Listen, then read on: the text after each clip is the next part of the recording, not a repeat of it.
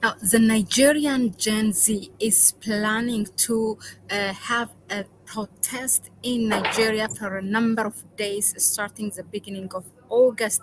But the Nigerian government, led by Bola Tinubu, is planning also parallelly how to crush this protest. And Bola Tinubu is already talking his military. Hello, I am Mahlet Ayele, your host at Connect Africa, bringing you the latest from the continent. Now, why why the Nigerian Gen Z is planning this protest? What are the things that they are going to do in the number of days that they are planning to demonstrate? And how is the Nigerian government is trying or attempting to crush this protest? There are now, and my own analysis, I'm going to reflect on this one. So the Nigerian Gen Z is planning to have a demonstration from 1st August to 10th of August for a number of days, and they have already set their own rules, regulations, code of conduct, and others how the people have to demonstrate on the street. Okay, now parallelly, the Nigerian government already talked to the military. Bola Tinubu have talked to the military of Nigeria, and the chief of the military has come out and said that we are not going to let this happen, and they told the people to stay away from these demonstrations. In fact, they call it, we don't see it less than a treason. That's what they called it. But is it right really to call it that way or not? It's something that I am going to reflect. Now, let us see the why, the how, and what are the things included. Okay, the when is answered. It's from 1st August and to 10th of August. And in general, they said they demand, the Gen Z of Nigeria demands a better governance from the ruling administration. And in general, it's an anti-government demonstration. I really want to say a quick shout out to Muhammad Musa, who's always first here. So that is actually the objective of the demonstration. And then the when is from 1st to 10th of August. And what do they want? They have demanded 12 things. The organizers have demanded 12 things. I'm going to read it for them. What are these things? Okay. Number one, so it says actually end anti-people policies over end anti-people policies, overtaxing, and electoral fraud, in which how Bola Tinubu is came to power. It was a complete electoral fraud. Now, they have listed the 12 things. Number one, it is end subsidy scam and reverse fuel price to below Naira 300 per liter. Okay, that's number one demand. Number two, bring tertiary education fees back to their previous rates by reversing subsidies. That's number two. It's all about subsidies because Bola Tinubu has removed a number of subsidies. Number three, restore electricity tariffs to affordable levels for the public. Number four, return import duties to their previous rates. Number five, publicly disclose and reduce the salaries and allowance of all senators, House of Representative members, and the Speaker. Number six, establish an emergency fund to support SMEs, the SME. Number seven, make INEC independent of the executive branch with transparent process for appointing its chairman. Okay, that is number seven. Number eight, enact a law mandating INEC to electronically transmit live electoral results. Now, IN is the abbreviation for the Electoral Board of Nigeria. Number nine, reopen national borders. Wow, this is the one they close with Niger and others. Okay. Number 10, reform EFCC.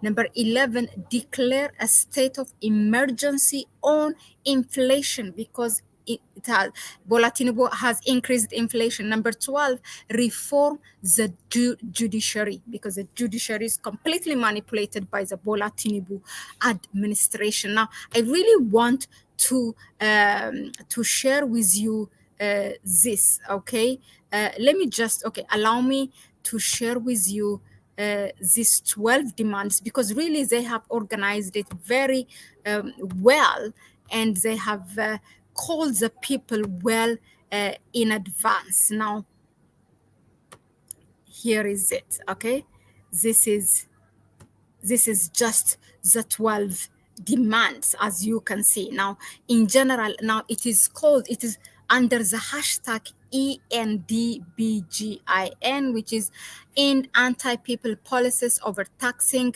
and electoral fraud. These are the three things that the Nigerians want to address. Okay, now I'm going to remove that one and continue, and I will answer from the 12 demands that have been enlisting. The anti-people policies, the overtaxation, and electoral reforms are the main one, because the overtaxation is, since Bola Tinubu came to power, he has increased 40% on taxes, and people are just happy, like that.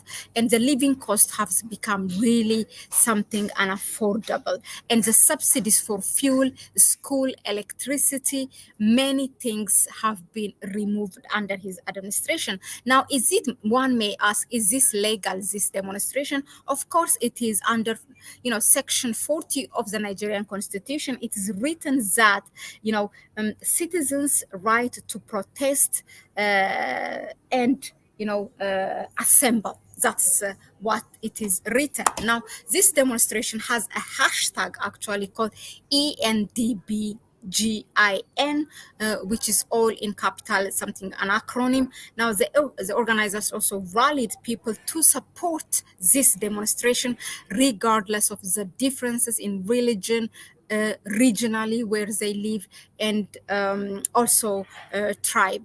So regardless of that, it's all about Nigerians, and you have to come and support this. Now, what are the code of conducts and protocols that they have listed? Is one, to carry a placard, to have a handkerchief, a bottle of water, a white cloth or ribbon, Nigerian flag, not other things, not regional things, not any state. They call it state like the Americans one, but no, not those flags. And there is a dress code, which is black and white. That is their dress code. Now, they have also put a meeting point. Okay, it's very organized. Local government assemblies, the House of Representatives at their residence and at their offices, and the governors, the state governors, and they're at their offices, and the National Assemblies, which is in the capital of Nigeria, in Abuja. And for those who live outside of Abuja, they said to close all roads that leads to the capital city and that leads to the airport, so that how our people, the elites, are when something like this happens, and if they see that there's something afraid, they're gonna run maybe to the capital city, or they fly out. So they are very strategic, and it seems that they have really taken a lesson from the Gen Z of Kenya, because just recently the Kenyans have started to occupy the airport, right? So it was so they really have taken their lessons from the Gen Z of Kenya. Now, what are the other things that are being? Now, before I share with you my reflection, I want to share with you the what is the government doing now to crush this? That's my topic, right? Now, Bola Tinubu is preparing to crush this protest. I'm going to tell you in a minute that, in fact, we will read it together, how Bola Tinubu is trying to crush it and how he is labeling this demonstration, although it's the right of the people. Look, now, I'll read it with you. For you, President Bola Ahmed Tinubu and Nigeria's armed forces on Thursday, that is just yesterday, warned against Kenyan-style violence in protesters' plan for next week over soaring living costs, with military saying it would head off anarchy. What an anarchy? These people are demonstrating. They have listed their demands. They are more organized. They are telling you where they are meeting. What is it? This anarchy? It's not a military attack or anything. They are telling you everything what they are going to do. In fact, they are also telling you what they are wearing so that you can differentiate them from the others. I mean, what do you want from these people? Okay. Anyway, the article continues.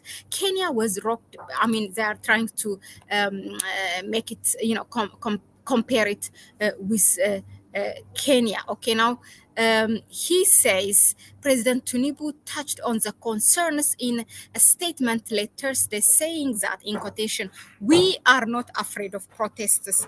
Our concern is the ordinary people and the damage that will be done." Wow. What about the damage that you have done when you remove the subsidies, when you remove the fuel subsidies, when you remove the school tariffs, when you remove the electricity bill?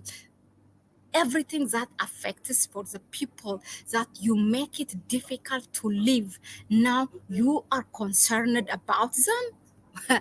I mean, that's really laughable. Okay, let's continue to read what else he's saying and his military chief. Now, in a separate statement, he said also, we do, meaning Bola Tinubu, we do not want to turn Nigeria into Sudan. Now he's referencing the 15 months old civil war in the Northeast African country that is, of course, that's Sudan. Now we are, he said also in quotation, we are talking about hunger, not burials. We have to be careful. Ask me now what this means, because he's trying to refer.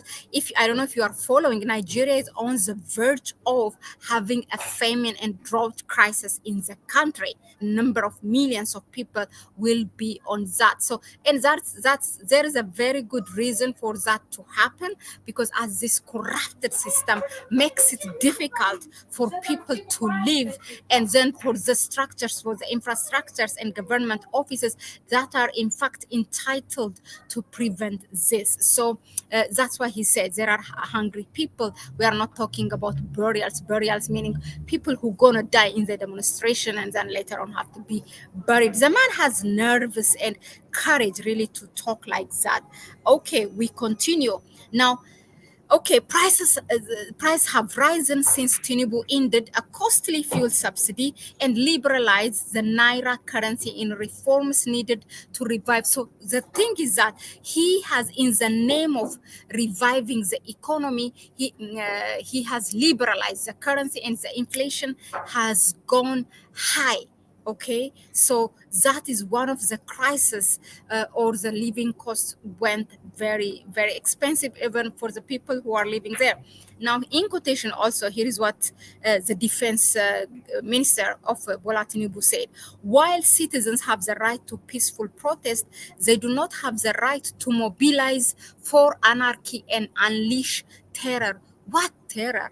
What anarchy are you talking about? It looks like these people, Bola Tinubu and his defense minister, are living in a different country for me.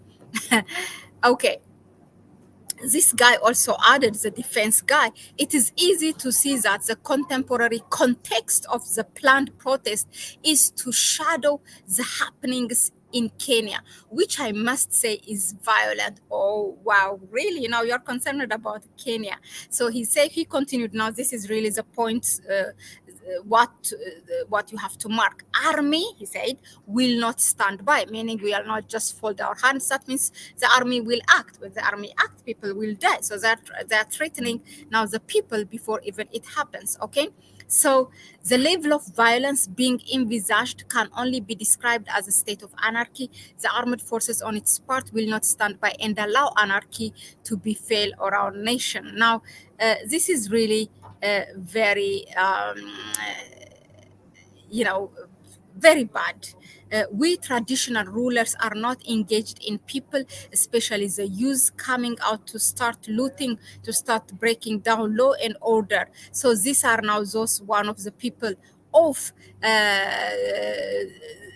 those tribe leaders or elders that are talking now on behalf of the government. They're saying, oh, we are not part of this and that.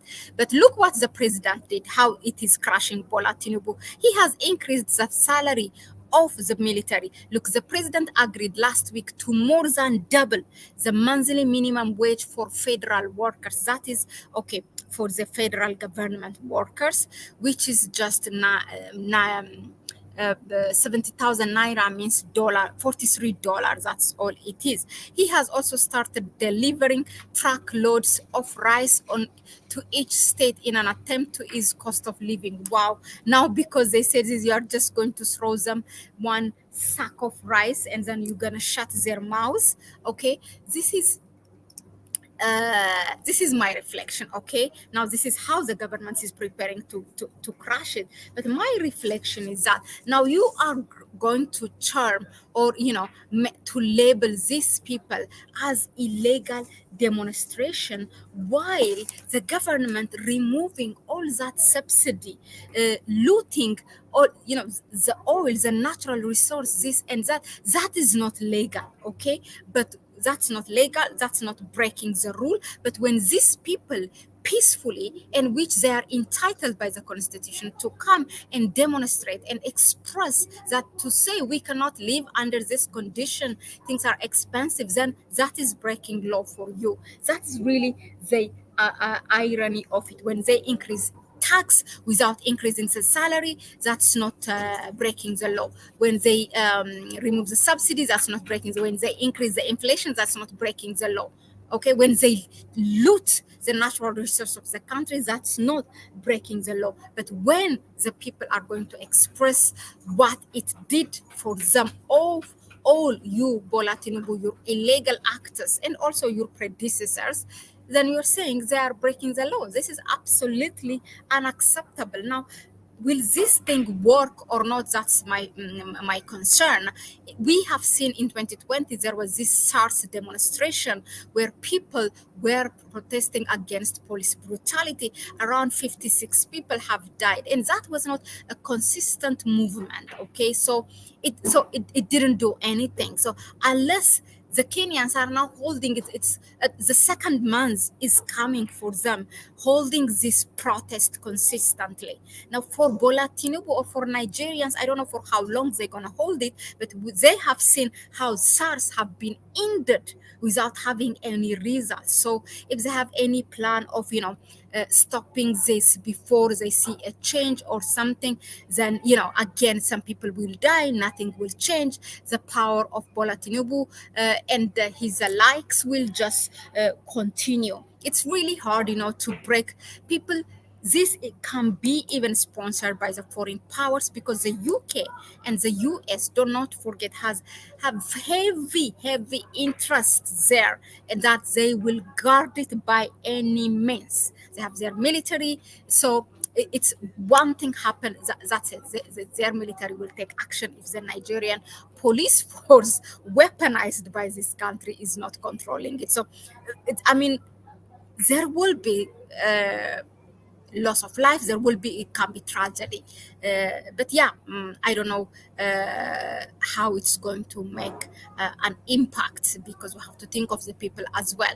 So thank you very much again. I don't want to make it long on you, but I want to give a quick shout out. Patricia Cox, thank you very much again, really, for all your support, for being here, for your donation on PayPal account, through our PayPal account. Really, thank you, sis. Goada9, thank you again. Who else is this? Goddess Abena, Muhammad Musa Ali. Thank you all, for all your engagement here. Please share the video with others. Give it a like so it can help our YouTube algorithm. And also, if you find it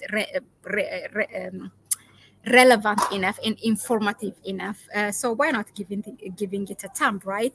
And also, please subscribe to the channel and share the video with others. Do not keep the knowledge and information only to yourselves. Please go ahead and donate through our PayPal account. That will help us also to be here more consistently, because a lot is happening even in a day, okay, let alone in a week or in 2 days or in 3 days. Myself and Kwame just a couple of hours ago, gave a brief and not a brief, a long analysis, really giving you what's happening with regards to Dangote oil refinery. It's none other, like you wouldn't get such analysis on any other platform. I really, really advise you, if you have not been there when we do it a couple of 3 hours ago or 4 hours ago, please go ahead and watch it and share the video with others. If you have a WhatsApp group or Facebook group, please share it now. Thank you again. He is clearly disconnected from his people. Tinubu's on something. Actually, we will have another exposure on Bola Tinubu. That guy is something else. He and his family are involved in a huge cartel, oil cartel. So that will come tomorrow. But today, go ahead and listen what we have done on Dangote and the Nigerian government in general, and share this video with regards to this Gen Z protest of the Nigerian people and what has been planned ahead of them by Bola Tinubu apparently. Thank you again, and I will see you on the next one. It's a bye bye for me for now. Ciao ciao.